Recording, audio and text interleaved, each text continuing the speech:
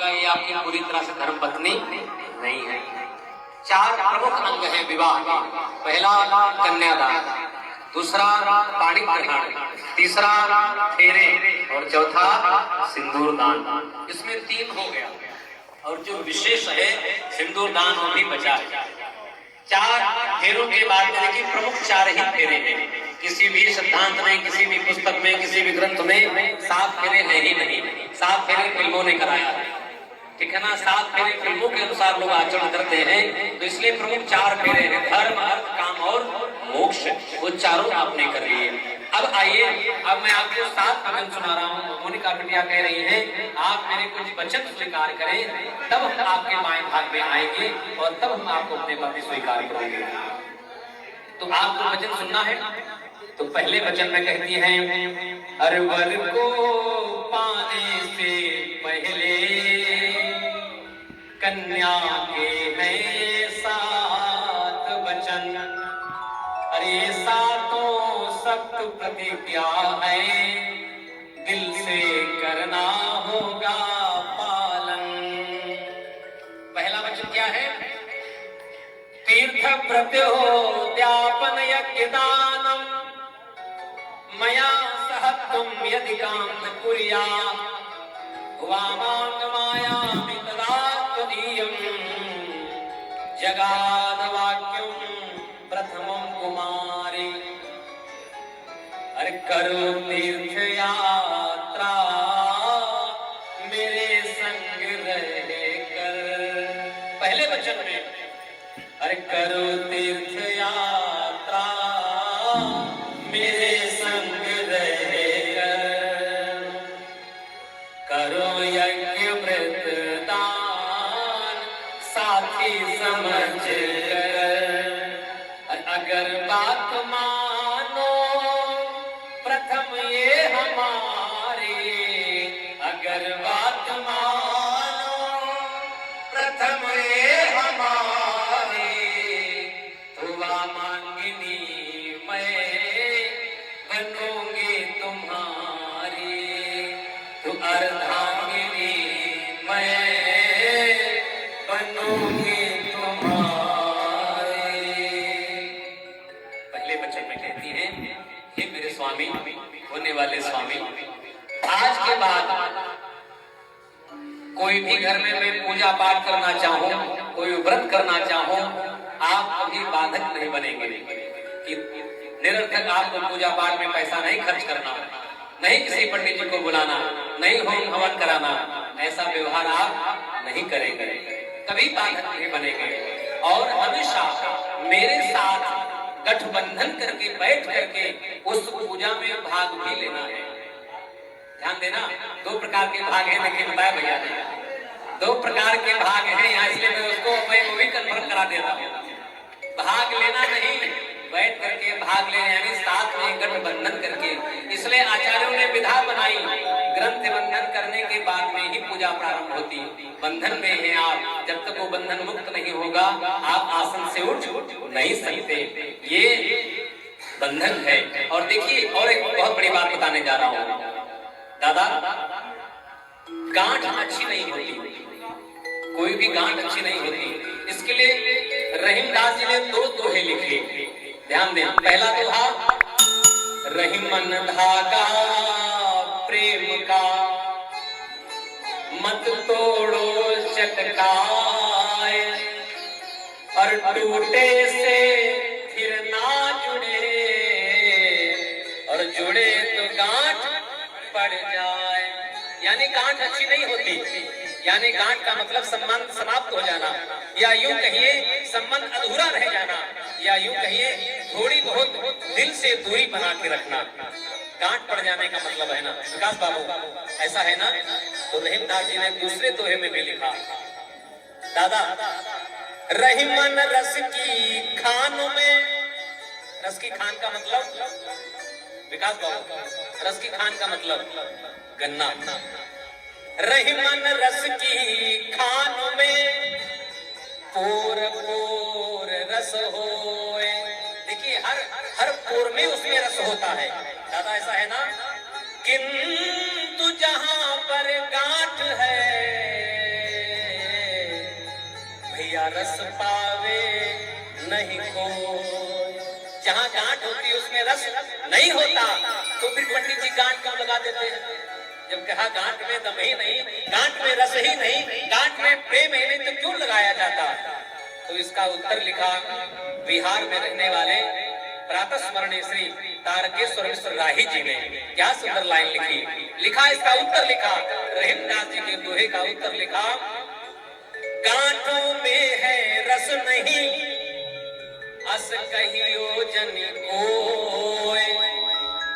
गांठों में है रस नहीं, अस कहियो जन कोय।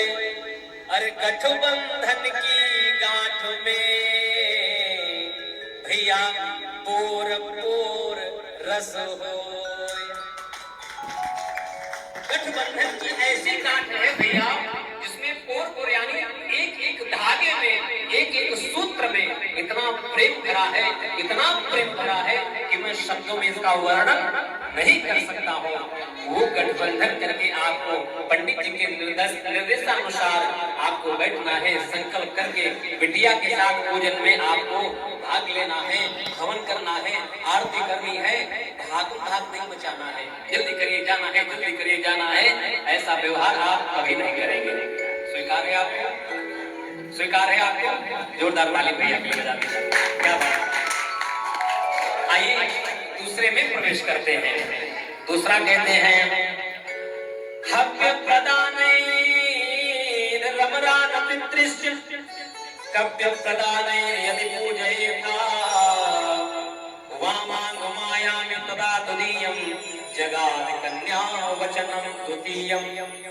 द्वितीय में कहते हैं अरे करो देव अर्चन सुरगण मनाओ, करो श्राद्ध पितरों की श्रद्धा बढ़ाओ। अगर बात मानो तो दिया हमारी। देखिए जिनकी शादियां हो गई वो भी ध्यान दें। आप सबको जो डिलीट हो गया दिमाग से उसको फॉलो करना प्रारंभ करिए। ऐसा नहीं एक बार सुन लिया निकाल दिया काम से। हाँ सब लोग फॉलो करिए। अगर बात मानो तो दिया हमारी, तो मांगनी मैं बनूंगी तुम्हारी, अर्धांगिनी मैं बनूंगी तुम्हारी। दूसरे में कहते हैं विकास बाबू समझिए, कह रही है बिटिया रानी आज से जिस तरह आप अपने माता पिता को मानते हैं उसी तरह मेरे माता पिता को भी मानना होगा। लड़के वाले बड़े और लड़की वाले छोटे, अब ऐसी भावना को त्याग देना चाहिए। ये संबंध आप दोनों का नहीं अपितु दो परिवारों का हो रहा है। दो परिवार एक हो रहे हैं। कौन कौन सा? मिश्र परिवार और शुक्ल परिवार, ये दो परिवार एक हो रहे हैं। तो मान और सम्मान रूपी गंगा दोनों वर्ष से, दोनों तरफ से अनवरत बहनी चाहिए। आदान प्रदान होगा तो व्यवहार बना रहेगा, आदान प्रदान नहीं होगा तो व्यवहार में खटास आ जाती है सरकार। इसलिए दोनों तरफ से मान सम्मान की गंगा बहती रहनी चाहिए। और हमेशा अपने पूर्वजों को याद करना है, अपने पूर्वजों को याद करके ही कार्य करना है, क्योंकि पूर्वज प्रसन्न होंगे तो हमारी वंश वृद्धि होगी और आशीर्वाद प्रदान करेंगे पूर्वज हमारे। तो हमेशा इस प्रकार का व्यवहार करना है। आपको स्वीकार भी है, दूसरा भी स्वीकार है। हमेशा इनके माता पिता का सम्मान करेंगे, कभी उनका अपमान नहीं करेंगे। जोरदार तालियां दोनों भैया के लिए बजा दीजिए। तीसरे में आइए प्रवेश करते हैं। कुटुंब रक्षा भरणं यदि त्वं कुर्या पशूनां परिपालनं च वामागमायामि तदा त्वदीयं जगाद कन्या वचनं तृतीयम्। तीसरे में कह रही है निज परिवार रक्षा विव वर्धन करो तुम, करो प्रिय परिश्रम, धनार्जन करो तुम।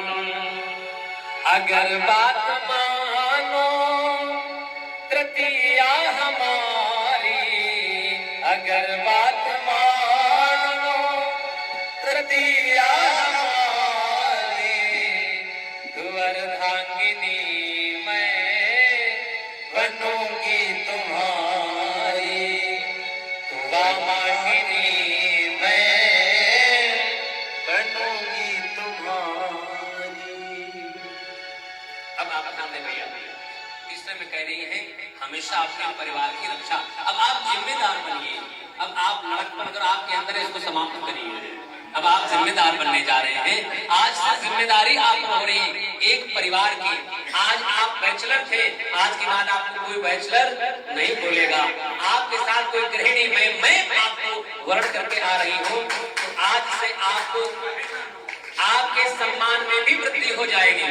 जो लोग आपको कार्ड नहीं देते थे, निमंत्रण का आप देने लगेंगे। आप उसके आगे अब सपरिवार लिखा जाने लगेगा, ठीक है ना। आइए, और कैसे आइए, सपरिवार आइए। ये आपके सम्मान में वृद्धि होने वाली है, इसलिए ये बात। और दूसरा ये कह रही है जो आज आपने मेरा हाथ थामा है, आपने ये जीवन में कभी मत छोड़िएगा। 3 अवस्थाएं होती हैं, बाल्यावस्था, प्रौढ़ावस्था और वृद्धावस्था, बचपन, जवानी और बुढ़ापा। ध्यान दें, इन तीनों अवस्थाओं में एक अवस्था मैंने अपने बाबूजी के आंगन में मेरी बीत चुकी, अब 2 बची हैं। इन 2 अवस्थाओं में मेरा हाथ कभी नहीं छोड़ेंगे। क्यों नहीं छोड़ेंगे? क्योंकि जिस विधा में मैंने आपको अपना पति स्वीकार किया है, सनातन पद्धति में, वैदिक विधान में, वैदिक विधि के साथ में, हमारे सनातन परंपरा में विवाह जोड़ने की विधि तो बनी, लेकिन इसे तोड़ने की कोई विधि बनी ही नहीं है। अभी तक कोई विधि नहीं मिली इसे तोड़ने की। अगर सरकार ने भी बनाई तो उसको तलाक और डिवोर्स कराते हैं। ये हमारे सनातन परंपरा नहीं है। तलाक कहाँ होता है? उनमें होता है। डिवोर्स कहाँ होता है? उनमें होता है। हम में ये सब नहीं होता। ये भारत की परंपरा कभी रही ही नहीं। और जो परंपरा कभी रही नहीं, जिस परंपरा में को निभा कर मैंने आपको अपना पति स्वीकार किया है, इसलिए भूल कर भी इन 2 शब्दों से हमेशा दूरी बना के रखिए। कौन से? तलाक और डिवोर्स। एक कानों में भूल कर भी नहीं आना चाहिए, ठीक है ना। हमेशा आप उसका हाथ थाम कर रखना। स्वीकार है? जोरदार भैया के यहाँ ताली बजा दीजिए। चौथे में प्रवेश कर रहे हैं। अब थोड़ा लंबा ना खींचे। चौथे में कह रहे हैं आज से कमाई ज्यादा, खर्चा कम। आज से कमाई ज्यादा, खर्चा कम। अगर अपने दोस्तों पर पैसा लुटाते हैं तो लुटाना बंद करिए। आज से अपने दोस्तों पर पैसा नहीं लुटाना है, धन अर्जन करके चलिए। और जो भी कमाते हैं सारा का सारा पहले मुझे देना है। जितना कमाए महीने में सारी सैलरी सबसे पहले लाकर उसके हाथ में रखना है। कल, ठीक है ना, सब देना है। और इतना ही नहीं, कल घर जाते ही जितने आपके जितने बैंकों के debit card, credit card, bank account, passbook, ये सब उसके पास आपको जमा करना है। तो इसकी स्वीकृति मिले तभी आपको खर्च करना है।